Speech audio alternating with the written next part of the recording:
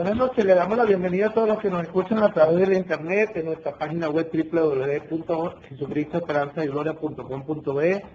A todos los que nos escuchan por Facebook y Twitter, les bendecimos en el nombre de Jesús. Para nosotros es un placer, de verdad, llegar a sus hogares con la palabra de Dios en nuestra sección Escudriñando Juntos las Escrituras, para poder aprender a estudiar la palabra de Dios sistemáticamente, capítulo por capítulo, versículo por versículo, sacar los principios del reino de Dios que nos hacen crecer y nos hacen entender el propósito de Dios para nuestras vidas.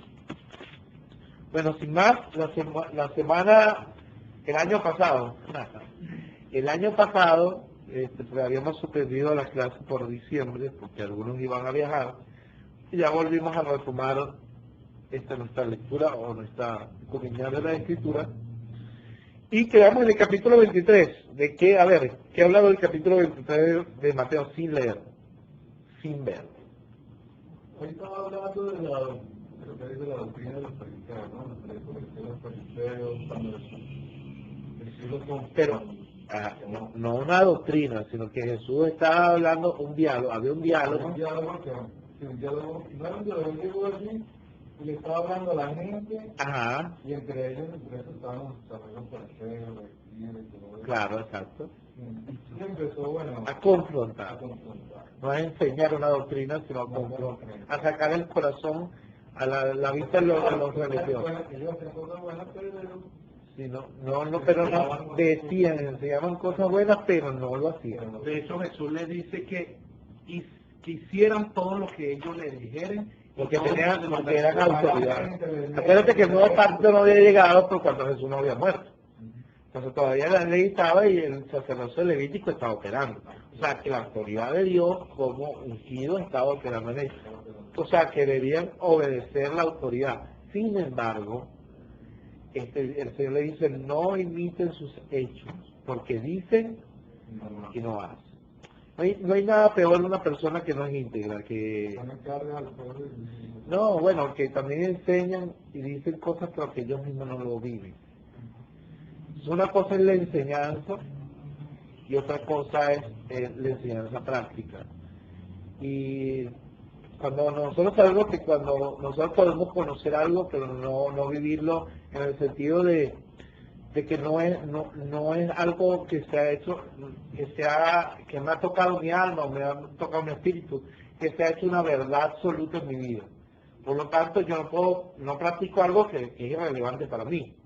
O sea, tú puedes enseñarlo a los demás para que la gente te reconozca, wow, tú sí sabes, sí eres sabio, tú sabes, para enorgullecerse, pero generalmente no lo aplica porque para él no es importante realmente, sino que la gente lo reconozca como un maestro.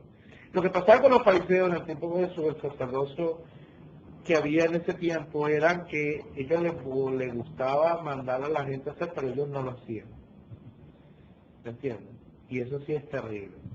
O sea, es inmoral decirle a alguien, no hagas eso cuando tú lo haces. Entonces Jesús, mira, lo que ellos te manden a hacer, háganlo porque tienen autoridad. Sin embargo, no hagan como ellos porque dicen y no. Y empieza a decir una serie de cosas y a confrontar lo que había en su corazón. Bueno, ¿cuál es la palabra que se repite según la tarea que ya usted debería manejar, ese principio hermenéutico de interpretación bíblica, que tiene que ver la palabra de la repetición? Cuando una palabra se repite, ¿qué significa? O sea, que hay un énfasis del escritor o del que habla, en este caso el Señor, que nos indica el mensaje principal de su enseñanza, o de su mensaje, de su reflexión. En este caso, ¿cuál es la palabra que más se repite en este capítulo? Hipócrita. O sea, en pocas palabras le quiso decir, ustedes son hipócritas. ¿Quién es una persona hipócrita? A ver, Jenny, ¿quién es una persona hipócrita? ¿Ok? Una persona doble cara. Que te vas a Jenny, tan linda. No, mi amor, tú eres una bendición. Jenny, tú sabes, Jenny es esto, y Jenny es lo otro, y Jenny. Entonces, mejor dímelo en mi cara, no es mejor. Aunque a mí no me guste, pero por lo menos eres más verdadero, ¿verdad? Que yo sé que independientemente de lo que tú pienses de mí, pero por lo menos me está siendo sincero, más allá de que no tengas la verdad. Y esta gente decía y no hacía. Entonces le enseñaban a la gente cómo vivir la ley de Dios, pero ellos no lo hacían. Entonces Jesús los confronta. Bien, ustedes son, escribas y fariseos, hipócritas. Ay, Hipócritas. Entonces cualquiera diría, wow, pero este sí es duro. Y muchas veces nosotros le decimos, normalmente le decimos, si eres político. Hay muchos hermanos políticos en la iglesia, diplomáticos, para no herir o no decir o no hacer, se portan hipócritamente cuando de verdad por dentro lo que siente o piensa esa persona no es la careta que te pone. Entonces, esas son las personas más peligrosas, porque delante te está presentando una cara, pero por detrás te está... Mejor es aquella persona que confrontándote o diciéndote las cosas como son. me duele, pero está diciendo. O por ejemplo, cuando alguien, que yo le he dicho siempre, la moral está en ser recto y correcto. Tú puedes enseñar algo y no necesariamente vivirlo, pero si tú eres recto y correcto al decir, por ejemplo, yo esto no lo aplico, no lo vivo, pero es un mensaje que es para ti y para mí. O sea, lo voy a enseñar porque es la palabra de Dios, pero esta palabra también es para mí. Eso te dice a ti que esa persona es humilde en reconocer que aunque no vive lo que predica, él está diciendo que esa enseñanza también es importante para él, para aplicarla. El problema de los fariseos es que le llaman santotes, más santurrones, y le enseñaban a la gente cómo vivir, sin embargo ellos por detrás le pegaban a la mula, fornicaban, adulteraban, etc. Entonces Jesús saca toda esa basura a la luz. ¿Y qué le dice? Mira, que le habla tan fuerte, le dice sepulcros blanqueados, que por dentro están por fuera están muy bellos y muy adornados con flores, pero por dentro están llenos de huesos de muertos. ¿Saben lo que hay dentro de ustedes? Están muertos. Corrupción. Entonces, la hipocresía, vemos que Jesús rechaza la hipocresía. Una de las terribles cosas que no puede tener un hijo de Dios es ser hipócrita. O callar, o decirlo, podemos decirlo con sal, las cosas, o sea, con sazón, sabrosa, pero decir la verdad siempre. Eso se ve bien feo y una persona pinta una doble cara. Y no aparentar que el problema del mundo, por ejemplo, vemos mucho en la apariencia, ¿tú me entiendes? La gente se viste y la gente se pone el celular aquí, tú sabes, para aparentar algo ante la sociedad para que pero realmente por dentro no es. ¿Me entiendes? Por ejemplo, aquella persona que trabajó, bueno, y se compró un carro, ¿tú me entiendes? Pero un carro, tú sabes, tremendo carro, pero está pelando. Y no tenemos ni para echarle gasolina al carro. Y ya tú sabes, firmando de una, pero la cartera está pelandina. Entonces, ¿de qué te sirve tener un carro, el último modelo, solo para aparentar cuando estás pasando hambre, trabajo, ni para los cansados, mucho tiempo? Entonces, la vanidad, el centro de aparentar, nos hace vivir vidas hipócritas. Peor es cuando estamos en el Señor. Aparentar más santo, mejor ser sincero y ser como uno es. De repente la gente me mira a mí y dice, tú no tienes cara de pastor, los pastores tienen cara de que se chuparon un limón. Pero porque uno tiene que ser una persona que no es. O sea, lo mejor es ser como tú eres, que la gente te conozca como eres, con tus debilidades, con tus defectos. Y lo más importante es ser verdadero para con Dios y para con los demás. O sea, la integridad es que tus palabras sean concordes a tus hechos. Y no aparentar ser alguien o enseñar algo. ¿Sabes? Yo en Facebook veo cantidad de gente. Yo sé que pero es importante repasar el capítulo 23, nos toca el 24. Pero en Facebook yo veo cantidad de gente que les gusta predicar a los demás, fornicación adulterio, y ellos mismos tienen doble vida. Entonces, ¿qué moral tienes tú para decirle a otros, mira, no, cuando tu vida no está bien delante de Dios? No, cállate. Y lee la palabra y aplícatela a ti. Y cuando tú vives eso, sí, y más cuando es la palabra de Dios, cuando tú vives esto, entonces, oye, tienes la moral y la autoridad moral para decirle a otro, mira, así no es conforme a la voluntad de Dios que está viviendo. mira, no vivas así porque la Biblia dice, que es lo que dice en el libro de Salmo 51, dice, Dios le confronta a uno y le dice, ¿qué tienes tú que hablar de mis leyes cuando tú aborreces la corrección? Si andas con el adúltero, tú corres con él, y con el asesino también andas. Entonces, ¿qué tienes que tú enseñar a otros cuando tú no vives la palabra que enseñas? Entonces, estos fariseos, maestros de la ley, el Señor los confronta porque la hipocresía es una de las cosas que Dios más odia. O sea, Dios no es que no quería que enseñaran la ley, Dios lo había puesto para eso. Lo que ellos querían que ellos fueran sinceros y que aplicaran la palabra, la misma palabra que ellos mandaban a otros a vivirla a ellos. Y por lo menos reconocieran cuando no vivían conforme a la ley, que es lo que Dios quería, un corazón recto, sincero. Pero ellos aparentaban tal, inclusive mandaban cosas que Dios no había mandado en su palabra. Como hoy día, hay un poco de cosas que no son ilícitas, pues. Entonces, por ejemplo, no vaya a la playa. ¿Dónde dice la palabra de que tú no vayas a la playa? ¿Dónde predicaba Maestro? ¿Dónde más? Exacto. Y es para que tú ibas a la... que bueno, la mujer no se puede poner una cosa donde ella su cuerpo otra cosa, y el hombre tiene y cuidado, que mirar y tal, pero eso no quiere decir que no vamos a ir a la playa. ¿Ah? Cuando van a la playa Pero entonces dicen, es pecado ir a la playa. Otro, mira, y entonces cuando tú y lo peor es que ellos, lo peor es que después se van escondidos para la playa. Usted dice, no use el pecado de usar reloj. ¿Quién dijo? No me enseña la Biblia que más pecado anda perdido en el tiempo. ¿Ah? ¿Y todas cosas? Y sí. Hay unos que digan que usar perfume es pecado. Pecado de andar podrido y ando con él. Sí. O sea, por favor, nardo puro. Entonces, oye, yo digo entonces, que ponen cosas, pero que ellos mismos no llevan. Cosas como, por ejemplo, no puedes predicar con valor. Y en yo más que un pan malo, ¿cómo hacen los árabes los predican? O sea, los mamarros de barba. Sí, pero eso es justo. No, pero es que, o sea, hay un poco de cosas que la Biblia no legalismo. Entonces, si por lo que la Biblia dice que es pecado, pero donde la Biblia no dice nada. Ahora, todo me lícito, pero no todo me conviene. Todo me lícito, pero no todo me edifica. Hay cosas que no son edificantes para uno, mejor no hacerlas. Pero no es porque es pecado, sino porque contamina mi corazón. Entonces, esas cosas donde uno tiene... Si para mí es dañino ver algo, hacer algo que no es pecado, pero que me es dañino, no hacerlo. Pero ya es una cuestión personal de las personas. Entonces, esto ponía en cargas que Dios no había mandado, ni ellos mismos la llevaban. O sea, ellos decían que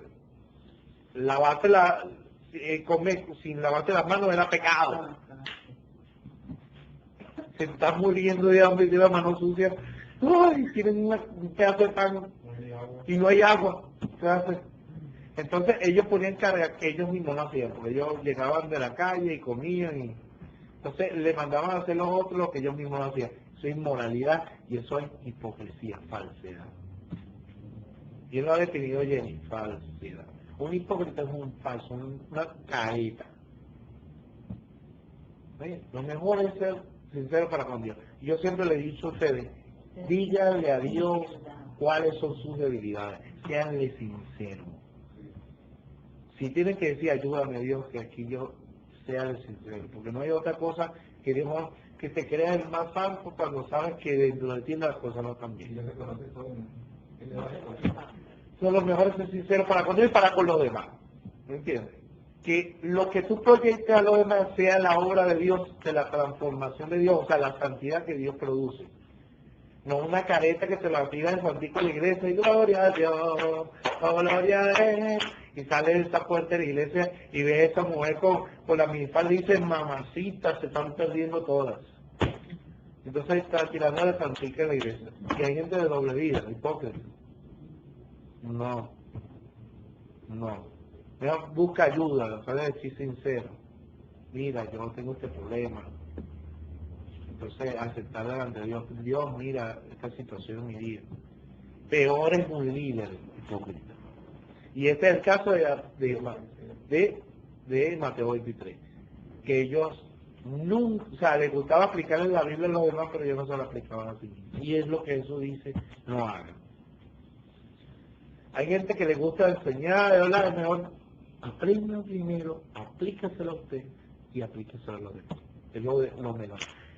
Siempre hagan esto. Cuando ustedes escudriñen las escrituras y lean la Biblia, lo primero que hagan es, no es a quién le puedo dar esto, sino qué puedo aprender yo de esto. Primero aplícalo tú y después compártelo. O puedes publicarlo para los demás, pero siempre y cuando tú lo tomes para ti también. ¿Ok? Eso es muy importante. Hay cosas que Dios me da personales, pero que yo también comparto con los demás porque quiero ser de bendición a otros. Pero yo sé, estoy claro que primeramente, para todo lo que yo hago, se va a aplicar para mí. Eso es lo primero. Entonces lo sincero es ser delante de Dios y delante de los demás. O sea, recto y concorde a tus palabras, a tus hechos. Y si algo no está bien, ser sincero.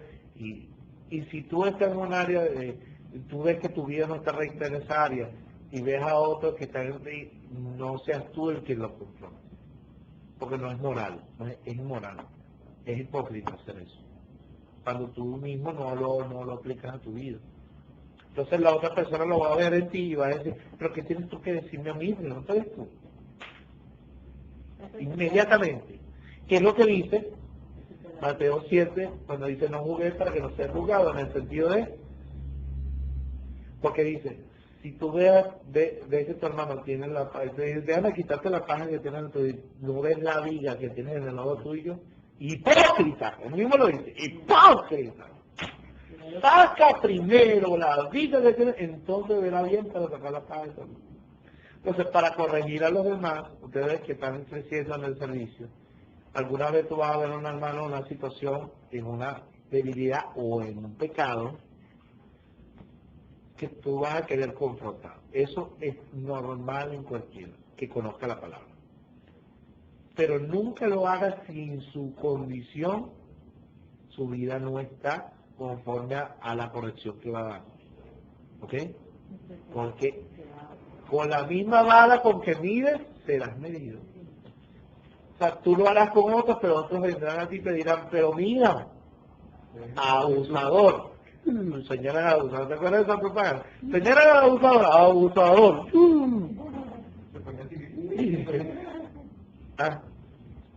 Entonces, moralmente hay que estar bien y eso sí es tener autoridad moral para corregir, pero nunca los fariseos no tenían esta autoridad. Bueno, Mateo 24 nos toca ahora. Era necesario hacer el repaso de Mateo 23. Así que toda hipocresía y toda falsedad, no pinten mal nunca una cara de lo que usted no vea a los demás. Que la gente lo mire como usted es, que la gente lo acepte como usted y le ayude más bien. Porque a veces pensamos una cosa y no nos permite que eso nos ayude, que los demás nos ayuden a transformar áreas en nuestra vida. Entonces es importante eso. Mateo 24. Estamos entrando a un tema escatológico, profecía de los últimos días. Mateo 24. Ok. Versículo 1. Cuando Jesús salió del templo y se acercaron sus discípulos para mostrarles los edificios del templo. Ahora, la pregunta es, ¿será que Jesús no había visto los edificios del templo? ¿Cuántas veces Jesús en su ministerio no fue a Jerusalén y estuvo en el templo? ¿Ah? ¿Será que Jesús no conocía? ¿Por qué vinieron los discípulos? Mira, Señor, mira los edificios del templo. ¿Será que se lo estaban mostrando para que lo conocieran? ¿Para qué se lo estaban mostrando? ¿Para qué los discípulos se acercaron a Jesús cuando él salió del templo y dijeron, mira qué templo? ¿Ah? ¿Para qué creen ustedes? Bueno, pero más adelante él dice que será destruido todo eso, ¿no? Pero el hecho es por qué los discípulos se acercan. Hay un propósito, claro. Pero ¿cuál es el propósito? Eso es lo que quiero saber, que me digan. Que nos portó un tiempo y Jesús. En ese momento los discípulos no sabían nada de eso. Entonces no es ese el propósito.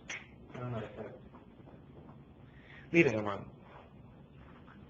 Los judíos se jactaron mucho del templo. Porque era el templo donde la gloria de Dios se manifestaba. Pues. Dios se lo había mandado a construir por medio de Salomón. Y por medio después de la deportación de Babilonia, después que ellos regresaron los 70 años de cautiverio que estuvieron cautivos por el imperio babilónico cuando tomó Jerusalén, y Israel allá en Medio Oriente, los iraquíes, en ese tiempo eran los babilónicos, ellos tomaron la ciudad y destruyeron el templo de Salomón, que había construido Salomón. Después de los 70 años de cautiverio, profetizados por los mismos profetas Jeremías por su pecado, ellos vuelven. El emperador Medo-Persa, Ciro, hace la primera proclama de regresar los judíos a su tierra. Esa es la primera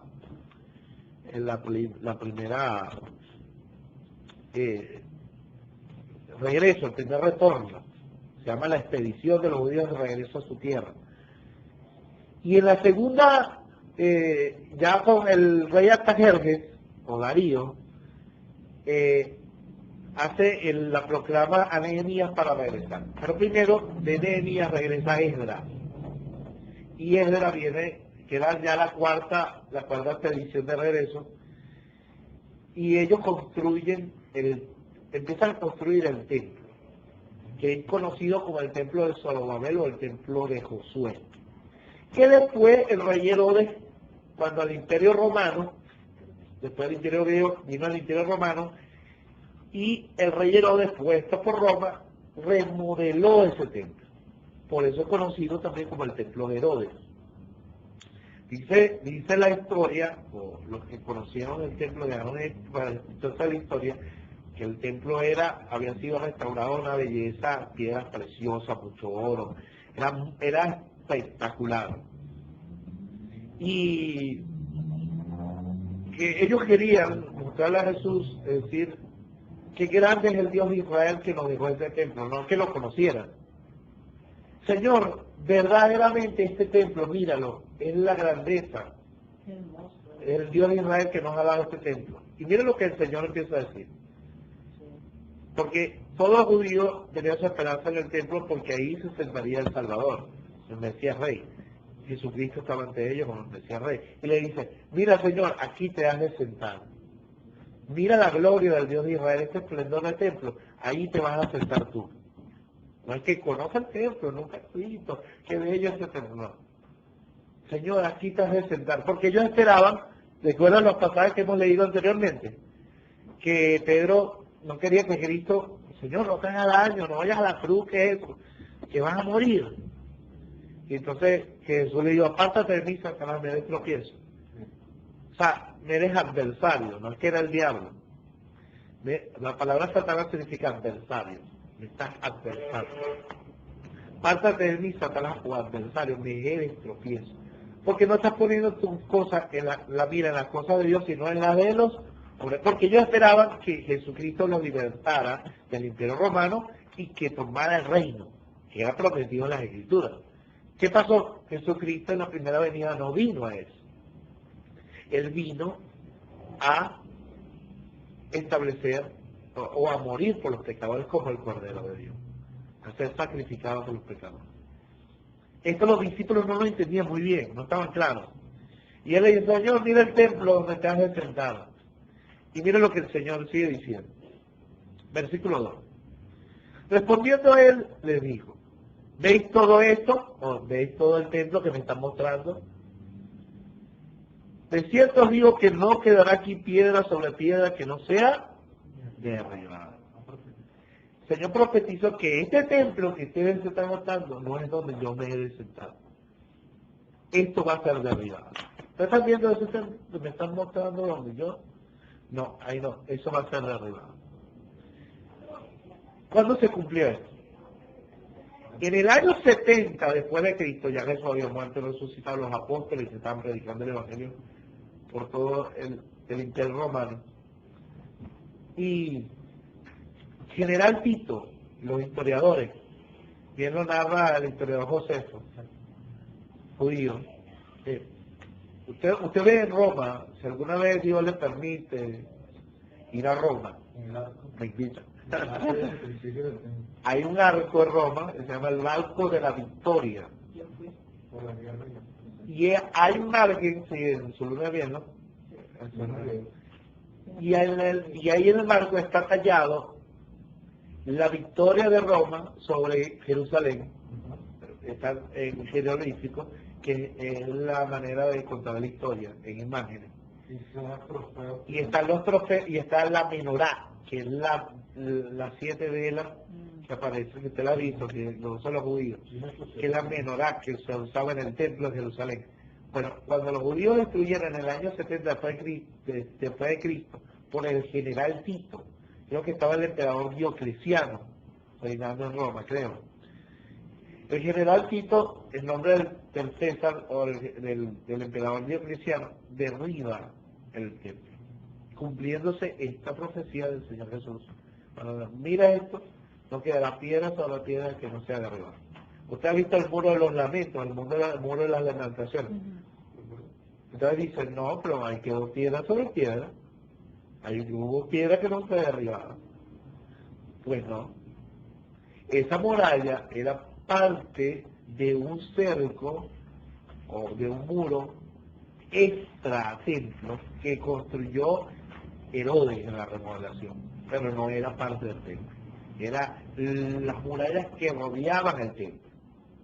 Pero de todo el templo, usted ve en YouTube, usted puede ver, y usted no hay una piedra montada sobre el templo, que quede todo, están las piedras pero derribadas. No hay piedra sobre piedra, como todo fue derribado. Y uno ve la veracidad de la palabra, y uno dice, wow, si esas evidencias no quedaran allí en la historia, uno diría, wow, esto, pero tiene una credibilidad porque tal se cumplió lo que el Señor diría. Ese templo fue derribado. Y lo que hoy está en el monte del templo, después del muro de las lamentaciones, se llama el muro de los lamentos, no es el templo, es una mezquita musulmana, que con el domo de la roca y está la mezquita del Aqsa. ¿Ok? Eso lo construyeron los mahometanos. ¿Quiénes son los mahometanos? Los musulmanes, adoradores de Mahoma, o Mohamed, que es lo correcto decir Mohamed,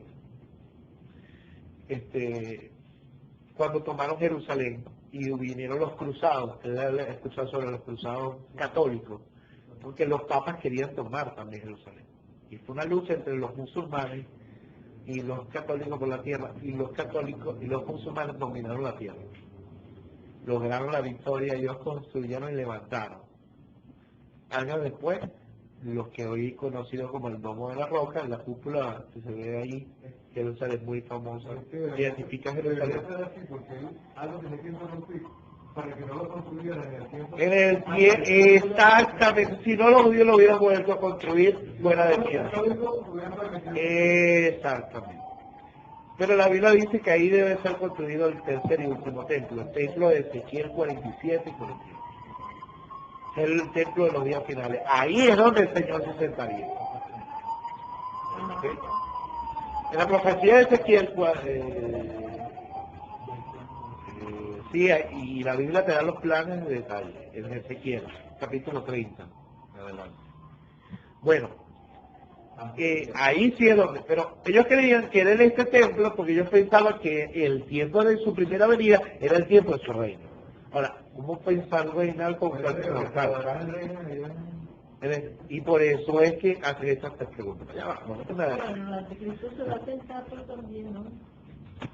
Sí, pero eso es, por eso de construir, de construir el templo, pero eso es un toquecito, vamos a hablar un poquito más adelante. Ese es otro tema, porque nos vamos por otro lado. Hay que regresar a Daniel. Sí, porque ahí se va a construir el tercer templo, porque el templo de Dios se va a sentar el anticristo haciéndose pasar por Dios, o por el Rey de Gloria. Ya hay planes ya en Israel. Ya hay plan, usted lo puede conseguir en YouTube, en Internet, usted lo puede conseguir, está usted puede, la vaca roja de novia nacido que era un mandato de la ley para la consagración de los, para la consagración de todos los utensilios del templo, Ya apareció la vestidura, el altar, ya está todo listo para eso. Ahora hay que darle que se relajen, hermano. Entonces, ¿qué pasa? Escuchen esto. Eso nos indica que el tiempo del anticristo está a la puerta. O sea, el anticristo es un falso Cristo usurpando el lugar de Cristo. Porque en el templo es donde la Escritura quiere que el Mesías Rey, o Jesús, el Señor, cuando regrese, va a sentarse a reinar todas las naciones. Por eso el odio internacional contra Israel, porque Satanás sabe lo que eso significa, ¿ok? Y vamos a ver crudeciéndose cada día el odio hacia Israel a nivel mundial. Y vamos a ver todavía más cuando estamos viendo a Estados Unidos, el único aliado de Israel, darle la espalda. Eso va a acontecer bíblicamente. En vano no levanta Dios reyes. Eso va a pasar según Zacarías 12, 14. Pero vamos a qué que nos decir. Entonces, esta profecía de que el templo debía ser derribado, el templo que ellos estaban enseñando, ¿qué era? Entonces, era la situación de una profecía diciéndola, no es aquí, ni es el tiempo todavía de mi reino. Esto va a ser derribado. ¿Están viendo todo esto? Esto va a ser derribado. Y se cumplió en el año 70. Eso le da credibilidad a Jesús como profeta de Dios. Ahora, vamos al versículo 3. A raíz de esto, entonces ellos viendo, bueno, si esto va a ser destruido, entonces, estando en el monte, sentado en el monte de los olivos, fíjense usted bien, el monte de los olivos. Si quieren, márquelo ahí.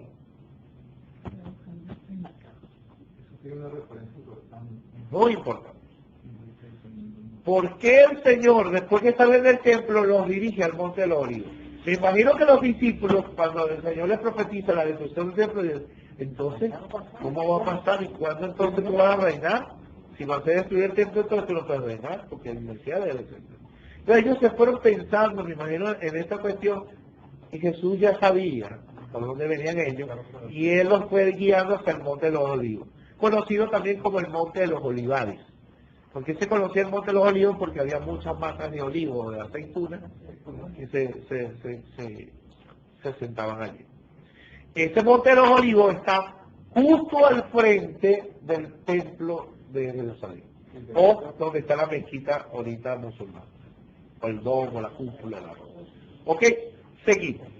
Ellos caminaban y dice, y estando sentados en el monte de los olivos, los discípulos se les acercaron aparte. Me imagino que había gente que le siguió, pero ellos vinieron y se acercaron aparte hacia el Señor. Vamos a sentar aquí contigo porque le vamos a hacer unas preguntitas. Pero aparte de toda la gente, tú sabes. Y diciendo, ¿para qué se le acercaron aparte? Para preguntarle tres cositas. Dinos, ¿cuándo serán estas cosas? ¿Qué cosas? La destrucción del templo que les acababa de decir. ¿Cuándo sucederá esta cosa que el templo va a ser derribado? ¿Qué señal habrá de tu venida y del fin del siglo? Bueno, si ha de ser destruido el templo, dinos entonces, ¿cuándo van a suceder estas cosas? Que el templo va a ser derribado. ¿Qué señal va a haber de tu venida? Porque si, me imagino que si el templo va a ser destruido en esta vida, no será que tú vas a regresar. Que tú vas a regresar. Claro. Entonces, tú vas a regresar, me imagino. Entonces, dinos, ¿qué señal habrá de tu venida y del fin del siglo. Además que Jesús ya le había anunciado 3 veces que él debía morir. ¿Ok? Ahí ellas por derecho y por razón digo que... Ok. Entonces ellos le hacen 3 preguntas clave. Marquen esas preguntas porque de ahí se desprende toda la respuesta de Jesús y lo que vamos a estudiar esta noche. Tenga la posición. Fíjate tú que Jesús no le dijo, había un momento donde ellos le preguntaban cosas al Señor y Jesús no le respondía. Él le decía, en algunas ocasiones le decía, hay cosas que todavía no pueden sobrellevar. Las entenderán después, pero todavía no son capaces. Pero aquí el Señor no le esconde, porque ya estaba cerca de su muerte. Y además, Jesús estaba en el Monte de los Olivos. ¿Por qué Jesús, después de la salida del templo y de la pregunta de los discípulos, de mostrarle el templo, y el Señor le profetiza que ese templo iba a ser derribado, el Señor ya sabía que ellos le iban a preguntar esto, Él los guía al Monte de los Olivos. La pregunta es ¿por qué? Porque ahí proféticamente, las escrituras proféticas indican que el Mesías ha de regresar a reinar. ¿Dónde tenemos esa verdad? Eso está en Zacarías capítulo 14,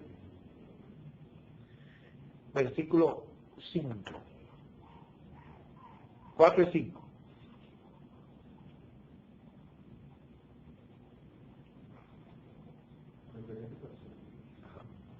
Zacarías 14, 4 y 5.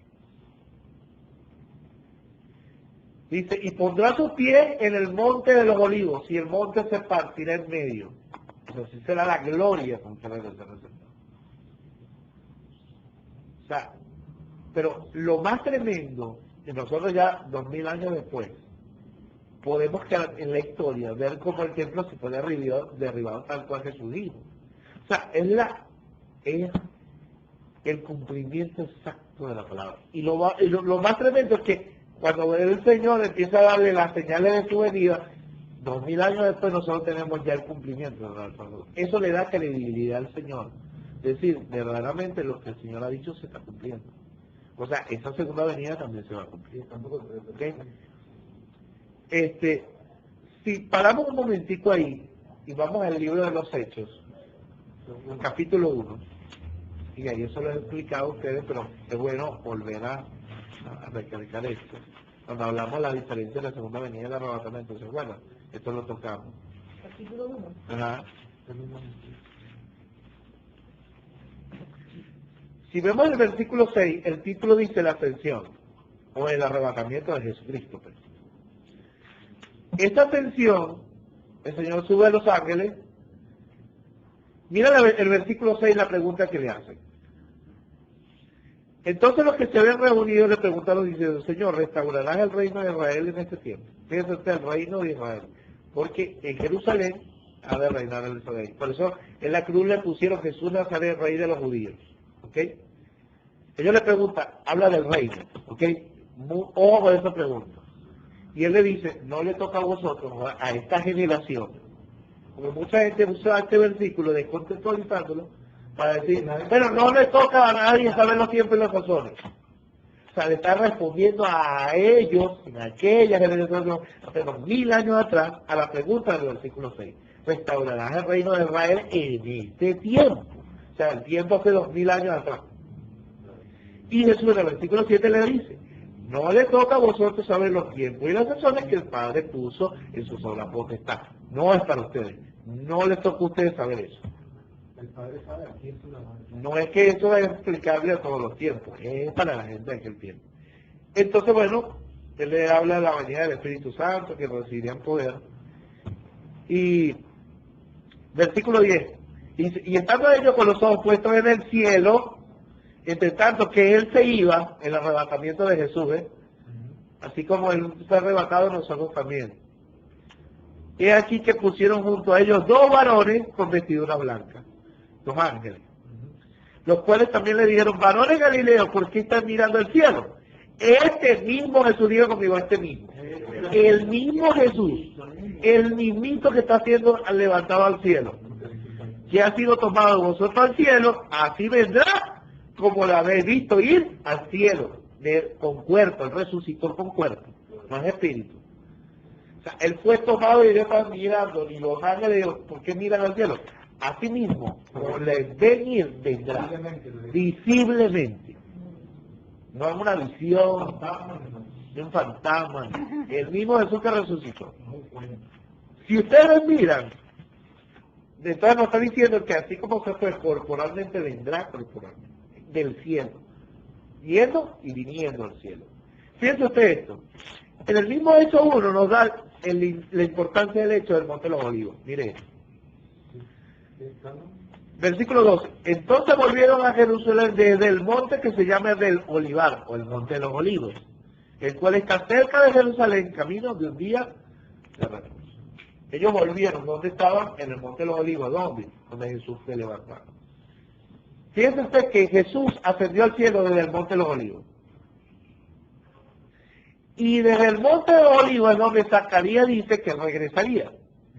Pero los ángeles dijeron que ese mismo Jesús que había sido como, así vendrá como le dieron ir al cielo. O sea, que desde el Monte de los Olivos fue tomado y al Monte de los Olivos volverá. Y bajará allí. Ahora, Jesús, ellos salieron del templo, Mateo 24, volvemos a Mateo 24. Ellos salen del templo, le muestran el templo, el Señor le profetiza que iba a ser destruido. Entonces se cumplía en el año 70 después de Cristo, por los romanos. E inmediatamente los guía al Monte de los Olivos. ¿Por qué? Después que hemos dicho esto. Porque ella la llegada. ¿Por qué los lleva ahí? Es un monte. No, hay varios montes de Dios, pero no. Hay un porque, no es porque este es un monte. No es mío, lo compré yo, solo hice yo, no. No se trata de eso. Jesús le iba a explicar la venida del reino. Como la profecía indica que allí es donde regresa el Señor, Él los lleva al Monte de los Olivos para explicarle su segunda venida y contextualizar la enseñanza. Se sentó en el Monte de los Olivos y esperó que los discípulos vinieran a Él. Se sentaron aparte y mira, dinos. El Señor empieza a narrar su segunda venida y su regreso a la tierra desde el Monte de los Olivos, donde contextualizó el mensaje. Mira, aquí mismo en este monte es donde yo debo venir. Mira lo que dice. Dinos, ¿cuándo serán estas cosas, la destrucción del templo? ¿Y qué señal habrá de tu venida? O sea, dinos una señal. ¿Cuándo será el tiempo de la venida? Y del fin del siglo, mira que dice fin del siglo, no fin del mundo. Sí, la gente que el fin del mundo, ¿qué fin del mundo? Fin del siglo, fin de la era, o fin del reino humano. Capitalismo, socialismo, comunismo, centralismo, nazismo, todos los mismos, humanismo y todos los sistemas políticos humanos. Capitalismo, centralismo, liberalismo, laborismo, feminismo. Hay gobierno femenino, pues, hay. Pero todos los mismos posibles, todos los sistemas políticos están centrados en ideologías. Y esas ideologías son humanas, no divinas. El fin del siglo representa el fin del tiempo del gobierno humano. Eso es todo. Porque viene el tiempo del reino de Dios por medio del Señor Jesucristo.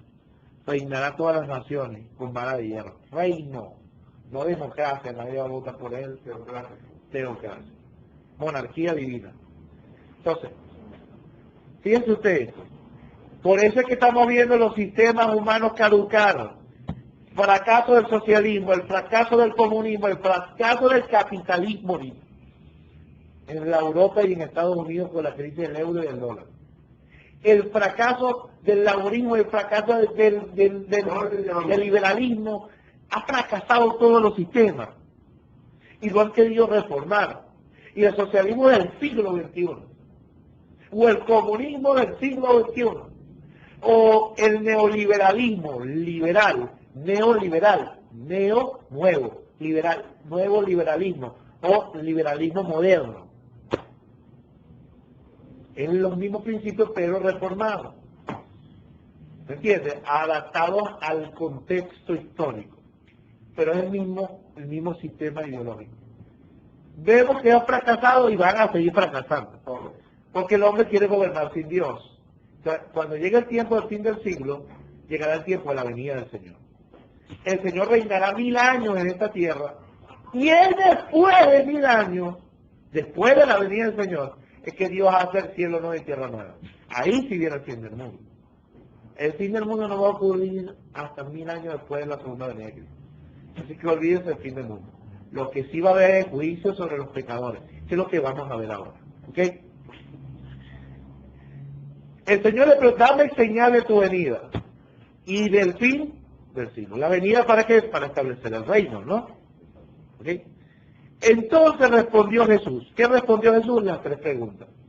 Dinos, ¿cuándo sucederán estas cosas? ¿Qué señal habrá tu venida y del fin del siglo? Ya que el templo se va a destruir. ¿Listo? Y el Señor responde. Jesús le dijo, mira que nadie los engañe. La primera señal. Vendrán muchos en mi nombre diciendo, yo soy el ungido, el Cristo. Yo soy el Rey. Si usted ve la historia, muchos han salido diciendo, yo soy Cristo. O yo soy Mashiach en hebreo. O yo soy el ungido o el Rey. Vamos al contexto moderno. En todos los tiempos históricos se han levantado gente diciendo yo soy. Mahomet es uno de ellos, el musulmán. Pero, si vamos al hecho de ser el Cristo, es una serie de Cristos falsos. ¿Okay? Muchos dirán en mi nombre, diciendo yo soy Cristo, y a muchos engañarán. En el tiempo contexto presente. Bueno, desde el tiempo de la ira del Señor, se levantaron muchos diciendo el Cristo. ¿Se acuerdan cuando decían que Jesús era el Mesías y algunos le dieron, déjalo? ¿Qué dijo Gamaliel, el que creó a Pablo? Déjelo, porque muchos se han levantado diciendo yo soy, mataron al que decía que yo soy el Cristo y fueron dispersos, sus seguidores. Y así muchos se han levantado diciendo y los han matado y terminan de ser dispersos. Sí, entonces dice, déjenlo. No sea que si siendo él, terminen siendo luchando contra Dios. Si esto no es de Dios y si no es el Mesías, eso va a perder. Pero ya vemos que no. Alrededor del mundo de seguidores de Jesús y más, el Evangelio sigue siendo predicado. Escuchen esto. En nuestro día de hoy, acabé de todo, pero en nuestro día de hoy, en nuestro contexto, para entender un poquito que esa señal sigue cumpliéndose ante nuestros ojos, en Brasil se levantó un hombre, te lo puedes conseguir en YouTube, diciendo ser el Cristo, vestido en túnica blanca, tiene discípulas, no tiene discípulos, mujeres, que le dan 3 citas en la boca, que le echan aire con le echan aire, le sirve, le limpian los pies, tiene el cabello largo y dice soy Jesucristo en Brasil. Uno diciendo yo soy Cristo, y a muchos lo peor es que tiene seguidores. Hace poquito quedó desmentido al aire libre Jesús de Miranda, que creciendo en gracia, o es creciendo en desgracia, porque eso no es creciendo en gracia nada, que decía que el pecado no existía, que el diablo ya fue destruido, que es el mundo para darse cuenta que no es así, que el diablo fue destruido, que entonces él se lo tatuaba y todo el que tenía el número de hombres, que él era el hijo del hombre, y entonces era Jesucristo y terminó diciendo que la bestia del Apocalipsis era él. Y estas bestias que ni la bestia del Apocalipsis es. Mira, hermano, es terrible y engaña multitudes a nivel mundial. Y terminó diciendo en noviembre, el 20 de noviembre, nos vamos a ser transformados nuestros cuerpos y vamos a destruir a Roma y el Vaticano y las naciones tendrán que rendirse a ver. ¿Y qué pasó? No pasó nada. El hombre se desapareció. Nadie sabe de él. Diciendo yo soy el Cristo y a muchos engañar. Lo peor, que a nivel mundial, creciendo en desgracia, por eso no es creciendo en gracia, tenía más seguidores que el cabeza. Él empezó diciendo ser el apóstol. Después ya no, era muy pequeño ser apóstol, ahora es el hijo del hombre. Y ya después el profeta, y ya después el Cristo, y después el anticristo, y después la bestia, y ya bueno, ya después era la bestia, se desapareció porque se lo comió la bestia. Bueno, y lo peor es que multitudes seguían a ese hombre. En Australia se levantó uno diciendo, diciendo ser el Cristo, pero como tenía mujer, y ese que la esposa era María Magdalena, para darle credibilidad al código de Da Vinci, que dice falsamente que Jesús se casó con María Magdalena, y tuvieron hijos y todas aquellas cosas. En España es un venezolano. En España es Venezuela. Bueno, entonces no me la sabía. En Perú, Tacusi, yo no sé qué broma, es conocido como el primogénito. El señor de señores le llaman. Un señor que tiene las patillas más largas que Matusalén. Yo no sé si Matusalén tuvo patillas, pero pues si tuvo hombre, entonces tuvo tremenda valor. Imagínate tú diciendo que todo, ¡oh, salve! Primogénito, hijo del hombre, señor de señores, y Tacusi, yo no sé qué broma, en Perú, el señor de señores. Y lo peor es que tiene seguidores, lo adoran y le cantan, y él ahí. Y en Nueva York salió un tipo con una patilla y un cabello largo, una batola blanca y una sandalia en los pies diciendo ser Jesucristo ecológico. Viene a salvar la tierra y la ecología. Salven, amen a su tierra. Yo he venido como el salvador de la tierra, el Cristo ecológico. Y bueno, hoy tienen a Chávez como un Cristo, como un Mesías. Yo tengo misericordia de los gobernantes, pero una cosa es esa, y donde están las autoridades, y otra cosa es caer en idolatría. Ni Daniel, que era parte del gobierno de Nabucodonosor y que se sometió a toda autoridad y que fue obediente y fue parte del gobierno ya, por favor, paralelo. Entonces,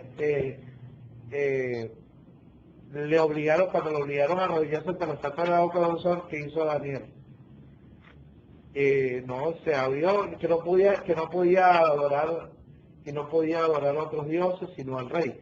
Él abrió su ventana y oraba a través del Dios. Lo acusaron, lo lanzaron al pozo de los leones y el Señor lo salvó. Cerró la boca de los leones. Mas cuando vieron el plan de aquellos que querían matar a Daniel, el rey termina echando a ellos en el pozo de los leones y no habían terminado de llegar cuando los leones lo devoraron. Pidió salvo al que le honra. Entonces, hoy día estamos siguiendo una serie de anticristos.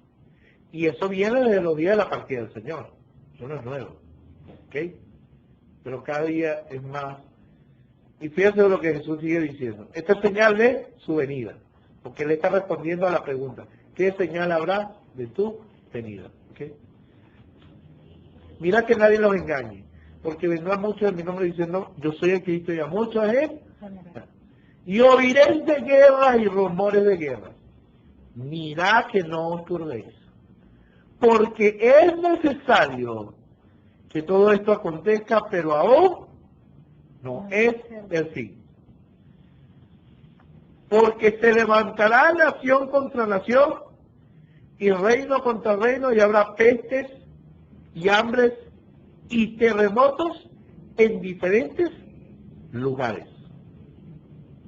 Paramos ahí. Oiréis de guerras y rumores de guerra. No, dile que está a tu lado, mira que no te turbes. No te turbéis, como dice el español antiguo. No uses turbante, no te turbéis. O no te mortifiques, o no sientas aflicción. Porque, diga conmigo, sigue diciendo, porque es necesario. Porque es necesario que todo esto acontezca. ¿Por qué? Porque es necesario. Porque los gobiernos humanos, en su afán del dominio, los gobiernos humanos luchan por el control mundial. Y la guerra hace que la economía reciba un golpe. O sea, eso hace que los gobiernos humanos vayan caudicando. ¿Ok? Piensa tú que las competencias y las guerras se dan desde los niveles más bajos, desde las escuelas, desde los niños peleando con otros niños por el carrito. Una guerra entre ellos, una pelea. ¿Ok? Después, cuando están más adolescentes, a un muchacho le gusta una muchacha. Y entonces los dos pelean por la muchacha. Y las muchachas pelean por el muchacho. En fútbol, la gente se disputa por un balón, todo por un trofeo. Y en todos los deportes. La lucha del poder o de la gloria o del dominio, ¿okay? Del reconocimiento, se dan en todos los niveles. Y en los niveles más altos en los gobiernos, donde usan armas de destrucción para matar y dominar. ¿Okay? Quien tiene mayor arma tiene mayor poder de disuasión. Y si no me da lo que quiero, te doy. ¿Ok? Entonces, el Señor dijo que como señal de su venida eran guerras y rumores, como hubo en Venezuela hace poquito, ¿no? Un rumor de guerra, cuando Chávez manda todos los ejércitos a la frontera con Colombia. No hubo la guerra, hubo un rumor en Israel que va a explotar, que ya viene, eso va a suceder, pero rumor entre Irán y ellos, mira que va a explotar, que si le van a bombardear, todo es rumor, todavía no se ha dado, pero van a haber guerras. Desde el principio ha habido guerras. La guerra de Israel contra los filisteos, las guerras de los emperadores por conquistar, y a medida, hermanos, que vamos pasando la historia, dice, va a haber, le dice, bueno, desde el tiempo de los discípulos, en el año 70 después de Cristo, destruyen el templo, una guerra contra Jerusalén, y siguen habiendo rumores en el mundo, y todavía ha habido guerra, por eso dice, todavía no es el fin. Y entonces dice, porque se levantará nación contra nación y reino contra reino. ¿Qué es eso? Guerras mundiales.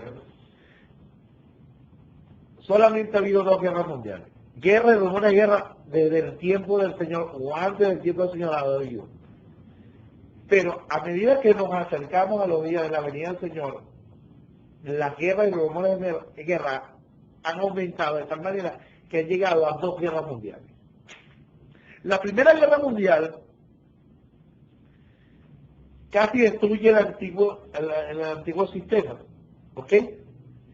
Inmediatamente 4 años después vino la Segunda Guerra Mundial, movida por Hitler, por el odio hacia los judíos, lleva toda Europa a una Segunda Guerra Mundial, y Estados Unidos, y entran otros países, Asia, Japón, China, están todos los continentes involucrados en la guerra, África, por eso se llama guerra mundial, nación contra nación, reino contra reino. Eso causó, por eso dice, y habrá pestes y hambre. Y siempre hay rumores Y todavía estamos, cuando se vean los países como dándose con ojivas nucleares, controlando proyectiles de China, de Rusia, en el caso de Venezuela, en el caso de otros países, Estados Unidos, Rusia misma, China comprando portaaviones, armando portaaviones, dos países potencias militares que son India y Pakistán, que han tenido 4 guerras entre sí, y los dos tienen bombas nucleares. ¿Ok? Israel, por el odio hacia ellos, y ya hay un precedente del odio de Hitler hacia los judíos, el exterminio de más de 6 millones de judíos, tratando de exterminar la raza judía. Israel se armó con una bomba nuclear porque nos están amenazando todo el tiempo, tenemos que protegernos. Entonces, el mundo se arma, no se desarma. ¿Qué nos indica eso? ¿Que va a haber paz? Cuando tú estás armando y preparando es porque algo viene, ¿o no? cada vez meten armas más sofisticadas. En Estados Unidos mataron un poco los liceos. Y ahora ya es particular. Bueno, y la guerra contra el narcotráfico en México, que esto es una guerra. Y aquí en Caracas, los policías, los malandros son la ley aquí. Matan a los policías y le quitan el arma. Y hay más muertos que la guerra de Irak. No, parece risa, pero es una verdad. Pero no debemos turbarnos porque es necesario que eso pase. Es necesario. Para que el hombre se dé cuenta que sin Dios está muerto. Eso va a acontecer. Eso lo profetizó. Y se levantará nación contra nación y reino contra reino, es lo que vemos hoy. ¿Ok? Y a medida que nos acercamos, las guerras van a aumentar. Mira, si vamos un momentico parando aquí a Daniel 9, 27,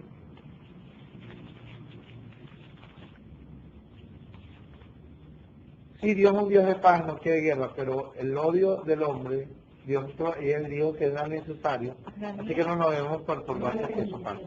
Eso va a pasar. Por el cual Dios conoce el corazón del hombre. Sí, dice. Bueno, Mateo 9:24 dice, 70 semanas está determinado sobre tu pueblo y su santa ciudad, está hablando a los judíos, Jerusalén y el pueblo de Israel, ¿ok?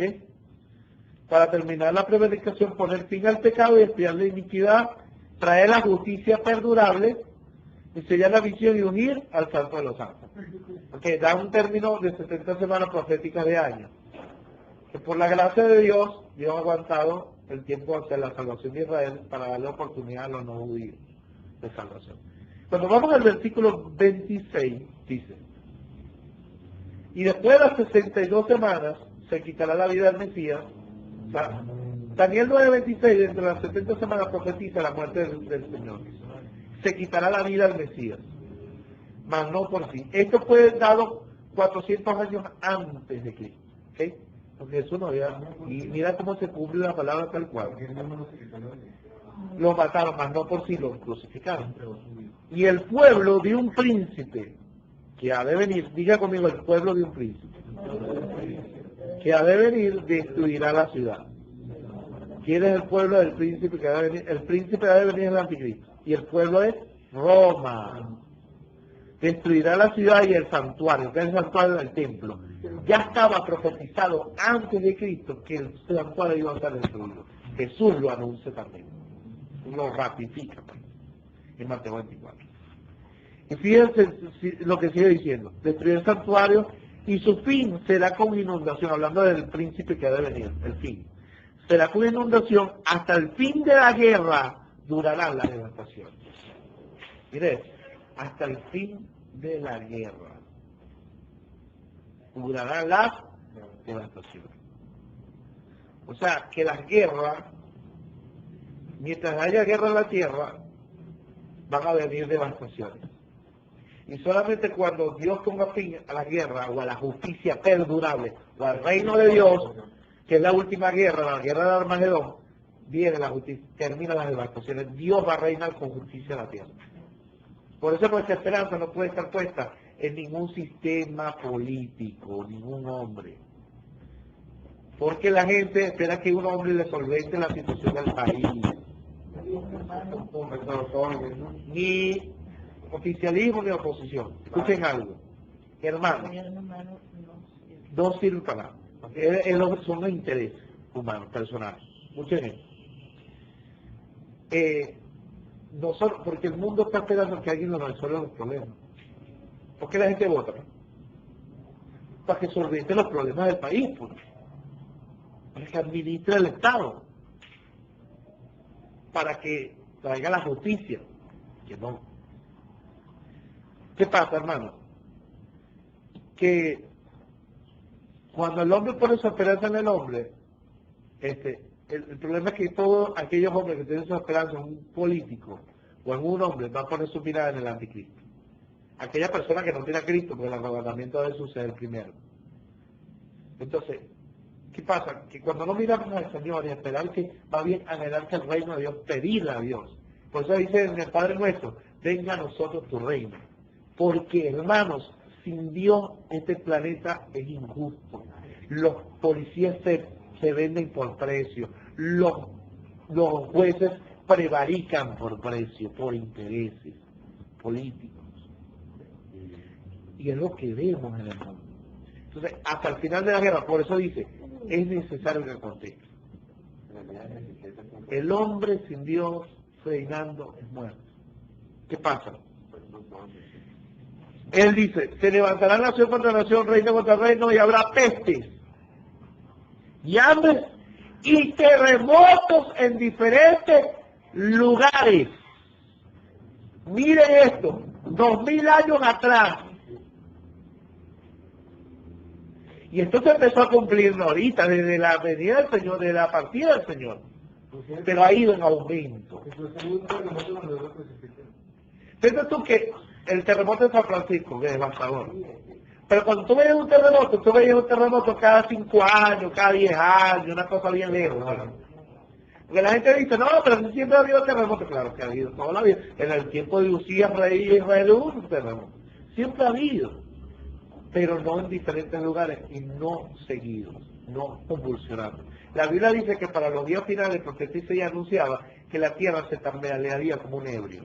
Cuando tú ves las páginas de internet y tú ves los sismos mundiales, toda la tierra llega. Todos los días, cada rato. El hambre, mira la estadística de la ONU. Mira las pestes, cada día sale una peor. El SIDA y el cáncer están matando a la gente. Y el HN1 y salió el H1N5 y cada día sale una peste. En el tiempo de la era medieval, la peste bubónica, la peste negra que mató un gentío en Europa, hoy día el cólera, y vemos las pestes y la gente no se da cuenta de lo que está pasando. Y en terremotos en diferentes lugares. O sea, vinieron nación contra nación y reino contra reino, las dos guerras mundiales, en los años 44, 45, por ahí. Usted me podrá decir si estoy equivocado. En la primera guerra y la segunda guerra mundial, entre el 43 y el 45. Porque en el 41, del 41 hasta el 45, por ahí, entre las dos guerras. Porque el 41 duró 4 años y vino la segunda. En el 47 nace Naciones Unidas por causa de las dos guerras mundiales. ¿Sí? En el 46, no sé. Y en el 47 empieza a operar Naciones Unidas. Entiendan algo, ha ido aumento de las guerras y los rumores de guerra, las dos guerras mundiales. Y empezaron a haber aumento de terremotos. Habiendo hambre, a medida Cada día más fuerte en cuanto a la escala de... cada día crece. El hambre cada día es mayor y habiendo más comida que antes, mayor producción y hay más escasez. Y las pestes cada día son peores. Las enfermedades sexuales venéreas aumentan, se multiplican. Hay virus que son creados, pero hay otros que son producidos de la nada. Dios anunció. Y dice, y terremotos en diferentes lugares. La tierra se mueve como un ebrio. En Ecuador, en Perú, en Chile. El terremoto hace poco de Japón impresionante, que producen maremotos además. Tsunamis, que ha matado multitudes de personas. Oye, usted nunca ha estado frente a un velorio, usted nunca ha ido a un velorio. ¿Sabes que yo siempre pienso que voy a uno? Yo veo muerto ahí y yo digo, el hombre tarda porque se la echa para terminar un cajón. Esa es mi reflexión. ¿Sabes que yo voy a un velorio? Tanto echársela y tanto vivir para uno mismo para terminar así. Deshecho, podrido. Bueno. Y es que hay que tomar con reflexión, hermano. Porque la muerte puede llegar en cualquier momento. Sabemos cuándo nacemos, pero no cuándo vamos a morir. Imagínate tú que ni Dios lo quiera que haya un terremoto. Ya ha habido movidos de mata en Venezuela. ¿Quién estuvo en el terremoto cuando se movió todo el Cuba, el Charayal, que se pegaron los edificios de Alejandro? El año pasado y el año antepasado. Fueron dos. Porque Jesús dijo que iba a haber terremotos en diferentes lugares. Pero no solo aquí, en Ecuador, en Perú. Bueno, pero no solo en Europa también hay, en Turquía también hay, no es la cuestión de la falla. La falla es solamente una evidencia geológica de esta verdad. Cuando tú ves los centuriones de las fallas, ¿a dónde recorren toda la tierra? Es lo que hace que el mundo se mueva constantemente. El terremoto de Chile movió el eje de la tierra.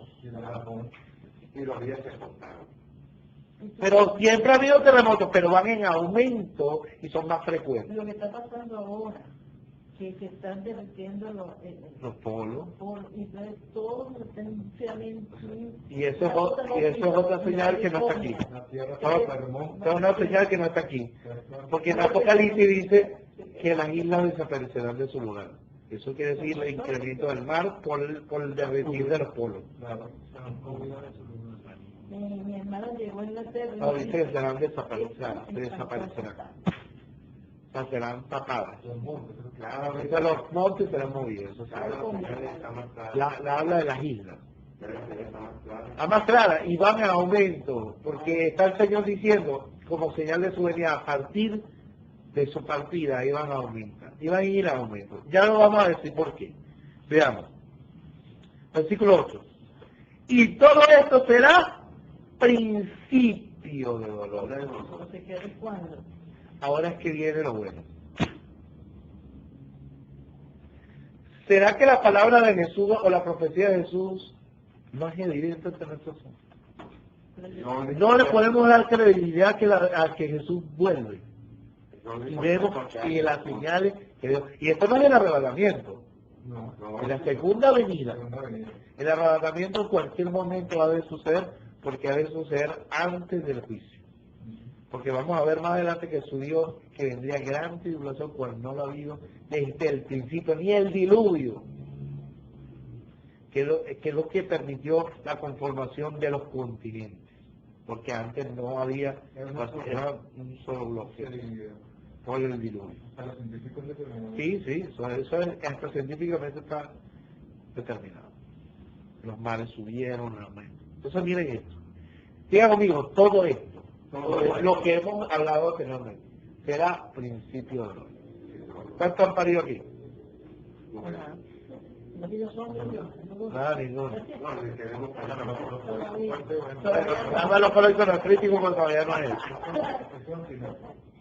Bueno, el parto no es otra cosa que el abrir de la pelvis para darle espacio por la vía al bebé, para salir. La pelvis es el hueso que cubre o protege todos los intestinos y la parte, toda la parte pélvica, que está está todos los intestinos, está la parte del sistema urinario, está el hígado, todo eso por aquí. Solo cubre el hígado, está un poquito más arriba, pero la pelvis protege esas áreas. Entonces, eso se abre para que el niño salga por el sistema matriz vía sistema reproductivo de la mujer que está conectado al sistema urinario. Pélvico, el sistema pélvico, bueno, la zona pélvica. Entonces, el niño sale. Eso es lo que produce el dolor, que se abre la pelvis. Hasta 10 centímetros. Ahora, antes de eso, tiene que suceder, esa es la expansión de la vía o la zona pélvica, pero no de la pelvis. Antes hay algo que se llama, vamos a usar el término clínico que se usa, contracciones o dilataciones. Son 10 dilataciones. La mujer, ¿qué anuncia que viene el parto? Primeramente. Ni siquiera el control maternal. Porque el control maternal es que hace el tacto, la ginecóloga. Pero en este caso ella dice, mira, el cuello no está maduro. ¿Cómo le dijeron a mi esposo? El cuello no está maduro, todavía tú vas a tener otra, no va a parir todavía ¿Cómo ni es? El 25 de diciembre a las 2 de la mañana ya comiendo ayaca ahí, mi esposa rompe fuente, y yo me paro, y empiezan los dolores. Los 24 o hacer un 26, no, la rompe fuente a las 2 de la mañana del 25 de diciembre.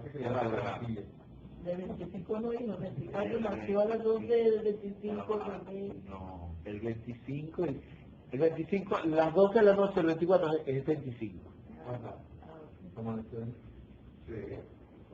O sea, de 24 horas comienza a las 12 de la noche hasta las 12 de la noche. A las 2 de la mañana, no es 24, ya es 25. 25 de diciembre, a las 2 de la mañana rompe fuente. Empiezan los dolores. Eso se llama contracción. Esos son dolores preparados.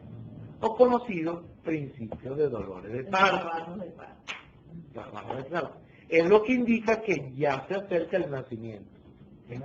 O prepárate, mujer, que ahora es que lo que viene es sabroso. Señal de esto que viene es este dolor candela, caramba. Yo le doy una aspirina. Pero ella sufre el momento, pero después, eso es un momento, es un momentico el dolor, porque ya después viene el diagnóstico, el juicio. Pero hay que ver, depende de la mujer que pero no, porque la ahí, mi hija, ya, no. Pero no vamos a hablar de esto porque no quiero, la hora. Ahora, vamos a poner ese tiempo. Yo estoy explicando de alguna manera los principios de dolor, para que entiendan el gran dolor, o la venida del Señor. Entiendan esto. Ya tenemos que terminar. Vamos a esto. Y aquí seguimos la semana que viene. Hermanos, lo que está aconteciendo en el mundo, que es cumplimiento de todo lo que Jesús dijo, como señal de su venida, no es otra cosa que señal de un gran dolor, o la señal de la venida del Hijo, donde el cielo se abrirá como la pelvis o la pierna de la mujer y trae la luz al Hijo. Pero antes de la venida del Hijo de Dios, o del Hijo del Hombre, conocido también, ha de sufrir dolores la tierra. Los principios de dolores de parto son los terremotos, huracanes y las guerras. Eso anuncia que viene un gran dolor, que es la gran tribulación por los 7 años de juicio. Todo esto no es nada para lo que... No ha habido desde el principio de la historia cosas semejantes, ni la habrá en el futuro. Así será de terrible lo que viene. Eso es Apocalipsis, capítulo 6 al capítulo 7. ¿Por qué?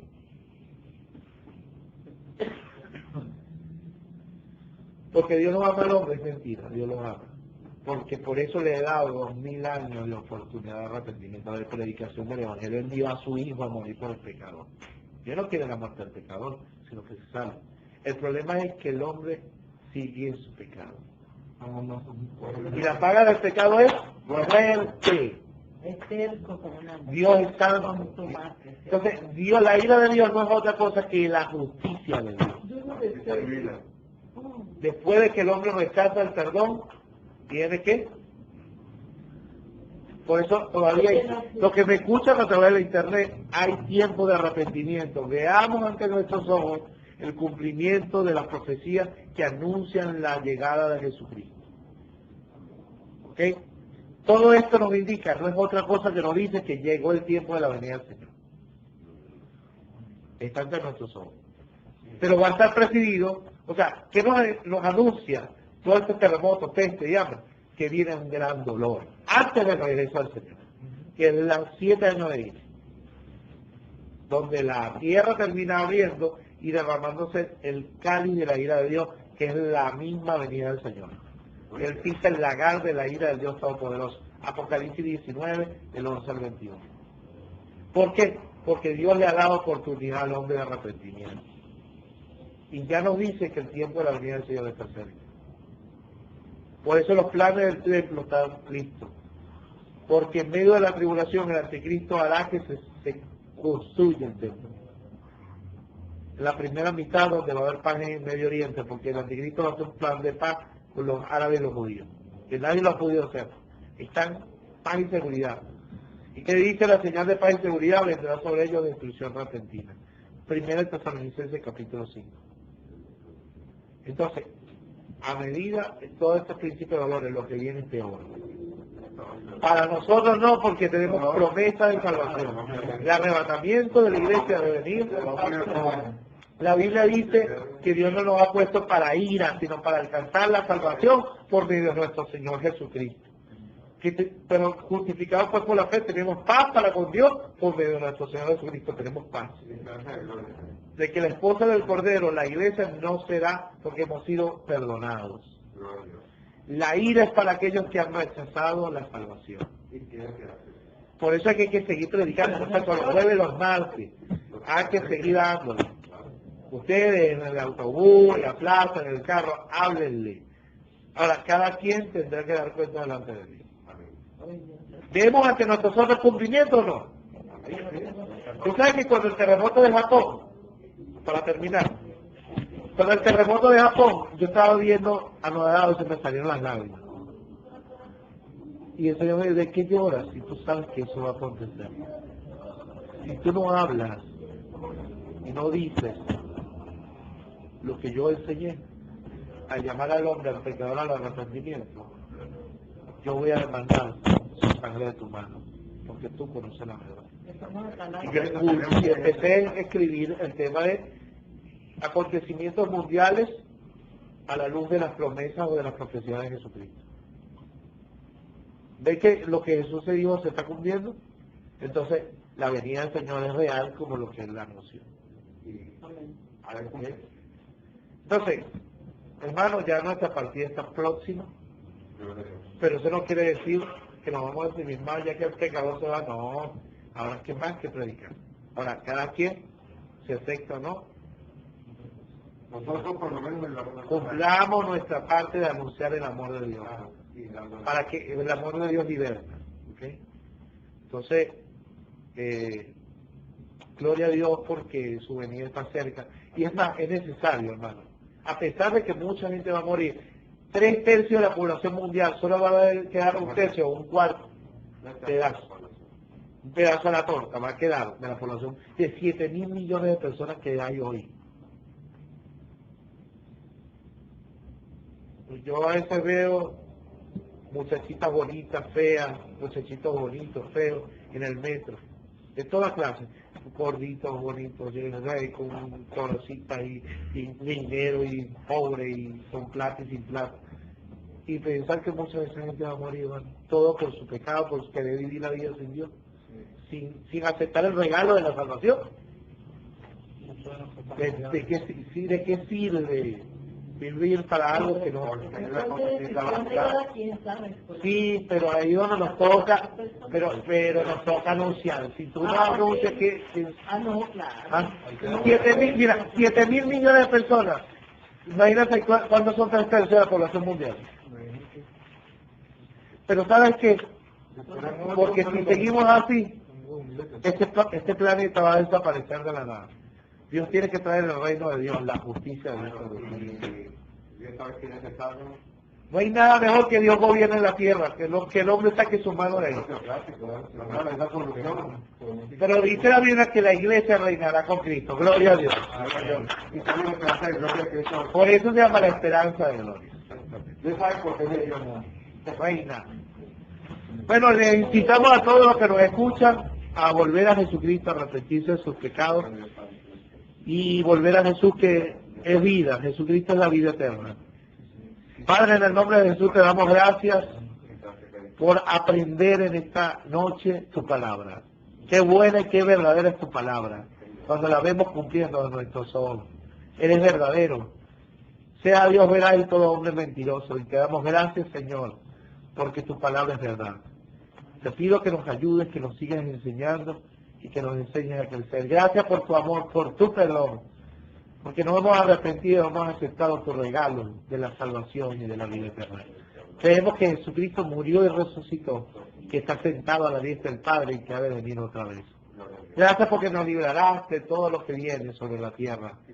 Gracias, Señor, por la salvación tan grande. En el nombre de Jesús, amén y amén. Llévanos por vida a nuestros hogares, Padre, bajo tu cobertura.